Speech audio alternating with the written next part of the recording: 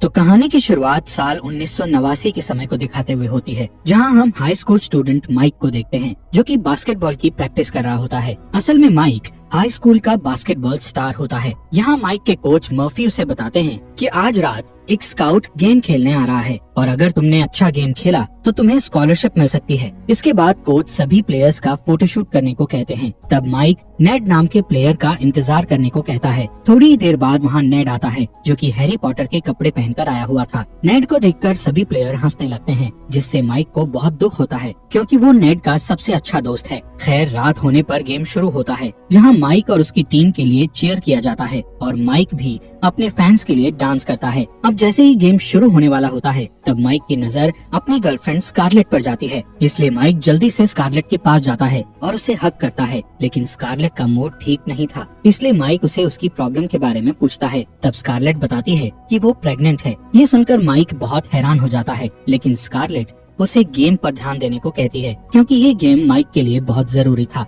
इसके बाद mic game खेलने के लिए चला जाता है, लेकिन उसका पूरा ध्यान स्कारलेट पर ही होता है। इसी दौरान स्कारलेट उदास होकर वहाँ से जाने लगती है, जिसे जाता देख माइक अपना गेम छोड़ देता है और उसके पीछे चला जाता है। यहाँ माइक स्कारलेट को रोक लेता है और उससे कहता है कि मैं तुम्हारे साथ फैमिली बनाना चाहता हूँ, जिस पर स्कारलेट कहती है कि मेरी वजह से तुम्हारा फ्यूचर खराब हो जाएगा, इसलिए तुम्हें गेम पर ध्यान देना चाहिए। तभी स्कारलेट उससे दूर जाने की कोशिश करती है, लेकिन माइक उसे रोकता है और उसके साथ नई शुरुआत करने का कहता है। यहाँ से सीन शिफ्ट होता है और हमें 20 साल बाद का सीन दिखाया जाता है, जहाँ माइक की उम्र अब 37 साल हो चुकी है और वो अपने दोस्त नेड के घर में रहता है। नेड एक अरबपति था। वो दोनों एक साथ नाश्ता करते हैं और उनकी बातों से पता चलता है कि माइक की वाइफ स्कारलेट ने उसे घर से निकाल दिया है और वो उसके साथ डिवोर्स लेना चाहती है। इधर माइक अपने प्रमोशन का सोचकर काफी खुश था, क्योंकि उसे लग रहा था कि वो प्रमोशन होने के बाद अपने रिलेशन को ठीक कर लेगा। खैर, माइक अपने ऑफिस जाता है, जहाँ माइक का बॉस डीन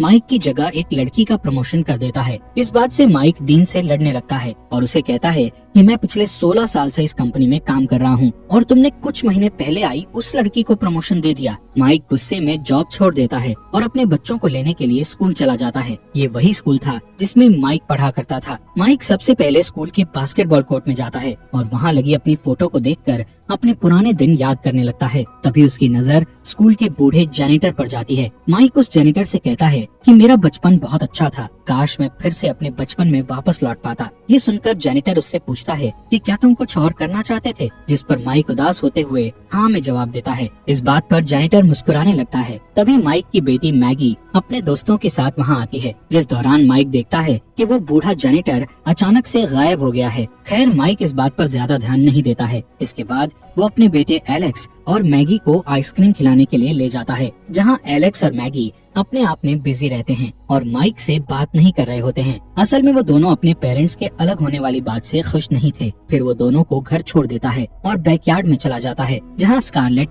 बैकयार्ड में रखे कुछ सामान को फेंक रही थी, क्योंकि वो बैकयार्ड में कुछ बदलाव करना चाहती थी। पर माइक को ये सब पसंद नहीं आता है। साथ ही उनका अभी तक तलाक नहीं हुआ था और स्कारलेट ने अभी से अपनी नई जिंदगी की शुरुआत कर दी थी। इसलिए माइक को गुस्सा आता है और वो स्कारलेट से कहता है कि हम इतने साल से एक साथ हैं, तो फिर अचानक से अलग कैसे हो सकते हैं। ये सुनकर स्कारलेट उससे कहती है कि अब हम एक दूसरे के साथ नहीं रह सकते। तभी स्कारलेट की फ्रेंड नोमी वहाँ आती है और स्कारलेट को वहाँ से ले जाती है। अब माइक उदास होकर वहाँ से चला जाता है, जिस दौरान बहुत तेज बारिश होने लगती है। जैसे ही माइक एक पुल पर पहुँचता है, तो उसे पुल पर एक आदमी दिखाई देता है, जो कि नदी में कूदने की कोशिश कर रहा था। माइक उस आदमी को रोकने के लिए चिल्लाता है, जिससे वो आदमी पीछे मुड़कर देखता है। तब माइक को पता चलता है कि वो बूढ़ा आदमी कोई और नहीं बल्कि उसके स्कूल का जेनिटर है, जिससे वो आज ही मिला था। खैर, वो बूढ़ा आदमी माइक को देखकर मुस्कुराता है और अचानक से नदी में कूद जाता है। ये देखकर माइक जल्दी से पुल के किनारे जाकर नीचे पानी में देखने लगता है, जिस दौरान उसे एक झटका लगता है और वो नदी में पड़ रही एक भंवर में जाकर गिर जाता है। पर किसी तरह वो नदी से बाहर आ जाता है और सीधे नेड के घर पहुंचता है। यहाँ सबसे पहले वो शावर लेने के लिए जाता है। तब वो मिरर में खुद को देखकर चिल्लाने लगता है। असल में माइक उस नदी में गिरने के बाद 17 साल का हो गया था।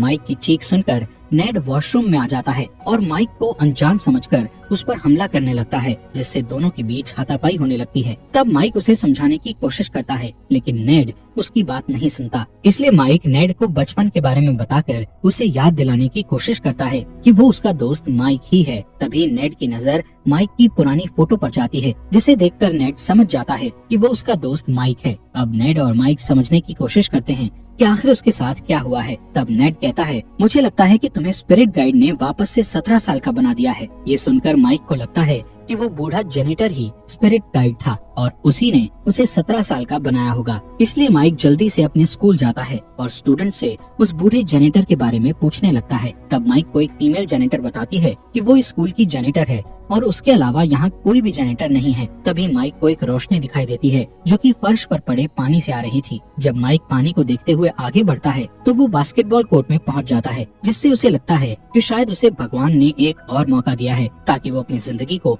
दोबारा से शुरू कर सके। इसलिए सबसे पहले वो नेड के पास जाता है और उसे बताता है कि मैं हाई स्कूल में फिर से पढ़ना चाहता हूँ। इस बात पर नेड मना करता है, पर माइक ने डिसीजन ले लिया था, इसलिए नेड को उसकी बात माननी पड़ती है। जिसके बाद नेड और माइक हाई स्कूल जाते हैं, जहां नेड माइक को अपना बेटा बनाकर उसका एडमिशन करवाता है और माइक को नया नाम देकर उसे मार्क बुलाता है। यहाँ नेड जब प्रिंसिपल जेन को देखता है तो उसे जेन से प्यार हो जाता है, इसलिए वो इसके साथ फ्लर्ट करने लगता है, लेकिन माइक उसे खींचकर बाहर ले जाता है। माइक बहुत ही अजीब कपड़े पहने हुए था, इसलिए स्टूडेंट्स उसके कपड़ों को देखकर हंसने लगते हैं, इसलिए नेड उसे शॉपिंग कराता है। अगले दिन माइक अच्छे कपड़े पहनकर एक स्पोर्ट्स कार से स्कूल आता है, जिससे उसे सभी देखने लगते हैं। इसके बाद माइक अपनी क्लास में जाता है, जहां उसके पास स्कारलेट का फोन आता है। असल में आज उनके डिवोर्स की सुनवाई थी, पर माइक इस हाल में कोर्ट नहीं जा सकता था, इसलिए वो स्कारलेट से झूठ बोलता है कि वो देश से बाहर आया हुआ है। इसी बीच एक चीयर लीडर लड़की माइक को डेट करने के लिए पूछती है। ये सुनकर स्कारलेट को बहुत गुस्सा आता है,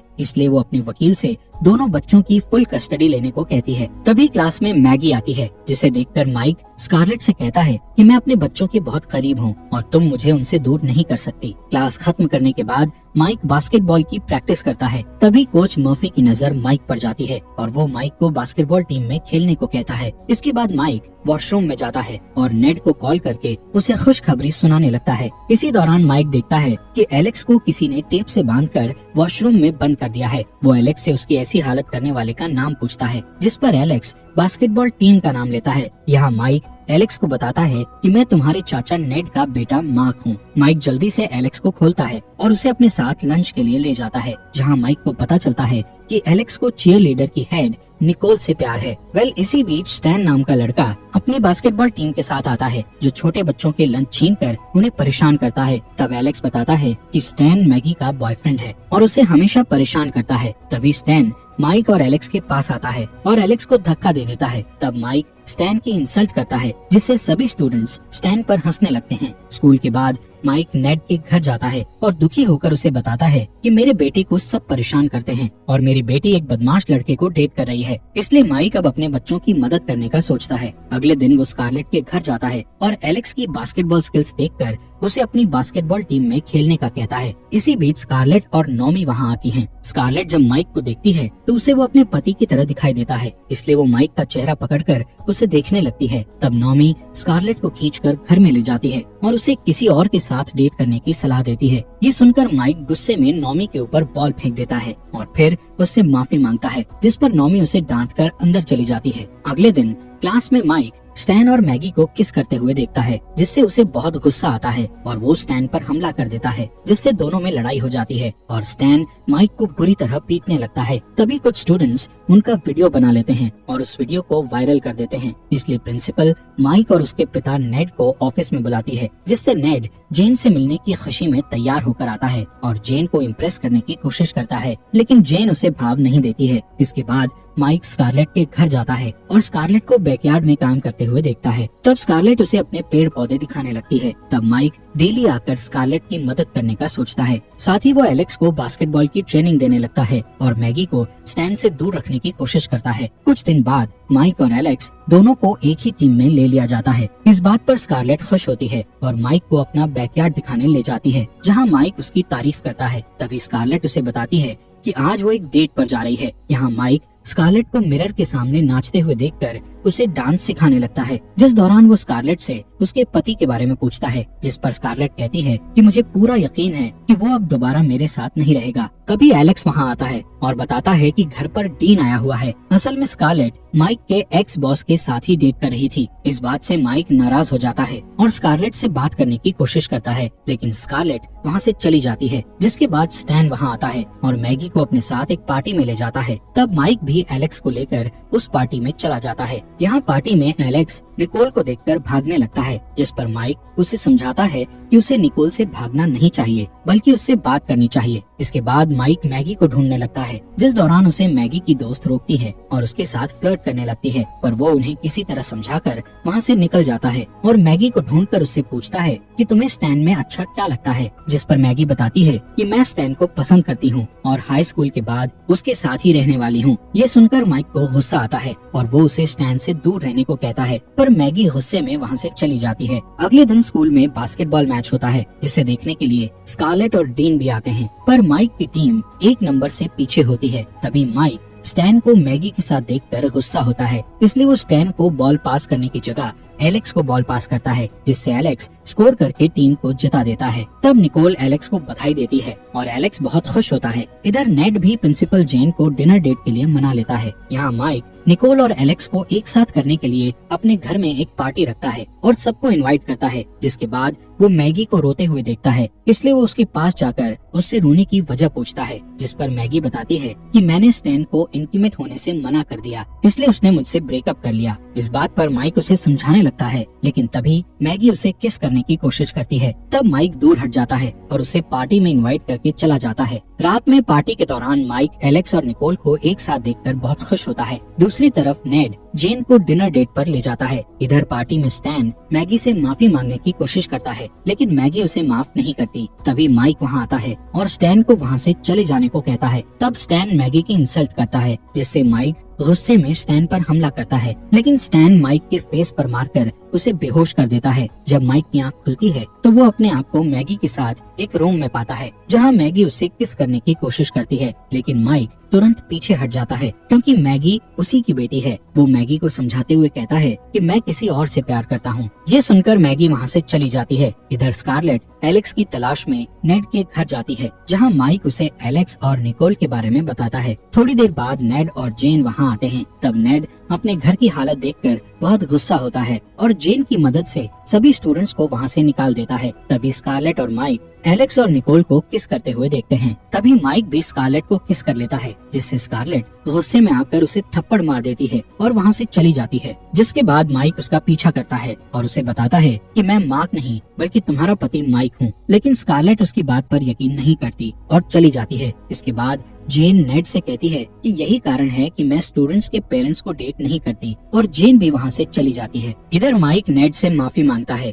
जिस पर नेड भी उसे थप्पड़ मार देता है। अगली सुबह नेड अपने घर को साफ करता है, जबकि माइक कल रात की घटना के बारे में सोचकर दुखी होता है। खैर आज ही के दिन माइक और स्कारलेट के तलाक की भी सुनवाई थी, इसलिए माइक नेड से कोर्ट में चलने का कहता है, लेकिन कोर्ट में पहुंचने के बाद जज उन्हें बाहर निकालने का आदेश देता है क्योंकि उन दोनों का इस केस से कोई भी संबंध नहीं था। पर तभी माइक चिल्लाते हुए कहता है कि मेरे पास माइक का एक लेटर है। ये सुनकर स्कारलेट उस लेटर को सुनने के लिए कहती है। तब माइक रोते हुए लेटर पढ़ता है और स्कारलेट को याद दिलाता है कि वो दोनों कैसे मिले थे और वो उससे कितना प्यार करता है। साथ ही वो स्कारलेट से सभी गलतियों के लिए माफी मांगता है और डिवोर्स का मना करता है। ये सुनकर स्कारलेट भी दुखी हो जाती है। तभी माइक उस लेटर को वहीं छोड़कर बाहर चला जाता है। स्कारलेट जज से सुनवाई की डेट आगे बढ़ाने का कहती है और जब वो उस लेटर को देखती है तो उसमें सिर्फ डायरेक्शंस के बारे में लिखा होता है। यहाँ माइक नेड से कहता है कि मुझे अपने परिवार से दूर हो जाना चाहिए और अपनी नई जिंदगी शुरू करनी चाहिए। दूसरी तरफ स्कारलेट माइक की 1989 के समय की तस्वीर देखती है, साथ ही एक लेटर देखती है जो कि माइक ने उसके लिए लिखा था। यहाँ से सीन शिफ्ट होता है और हमें बास्केटबॉल कोर्ट का सीन दिखाया जाता है, जहाँ कोच मर्फी माइक से कहते हैं कि आज एक स्काउट आने वाला है और ये मैच उसके लिए बहुत जरूरी है। इसके बाद टीम की एक फोटो ली जाती है। ये सेम वैसा ही सीन था जैसे कहानी की शुरुआत में दिखाया गया था। मैच शुरू होने के दौरान स्कारलेट और मैगी भी वहाँ आते हैं। जैसे ही मैच शुरू होता है तब माइक स्कारलेट को वही स्पेशल पोज दिखाता है जैसा उसने 1989 में दिखाया था। इस पोज को देखकर स्कारलेट समझ जाती है कि वो उसका पति माइक है। स्कारलेट को लगता है कि उसे यहाँ नहीं होना चाहिए था, इसलिए वो यहाँ से बाहर जाने लगती है। तब माइक एलेक्स को बॉल देकर स्कारलेट के पीछे चला जाता है। इसी दौरान हम उस बूढ़े जेनिटर को देखते हैं जो कि माइक को देखकर मुस्कुराता है। इधर माइक जैसे ही स्कारलेट के पीछे दौड़ता है तब वो वापस से 37 साल का हो जाता है और स्कारलेट को गले लगाकर उससे कहता है कि वो हमेशा उसके साथ रहना चाहता है। यहाँ स्कारलेट उसे माफ कर देती है। दूसरी तरफ एलेक्स के कारण हाई स्कूल बास्केटबॉल मैच जीत जाता है। कहानी के आखिर में माइक नेड का शुक्रिया करने के लिए उसके रूम में जाता है और देखता है कि नेड और जेन एक दूसरे के साथ रिलेशन में आ चुके हैं। इसके बाद माइक को हाई स्कूल के बास्केटबॉल कोच की जॉब मिल जाती है और वो दोबारा से अपनी फैमिली के साथ खुशी से रहने लगता है। और इसी के साथ ये मूवी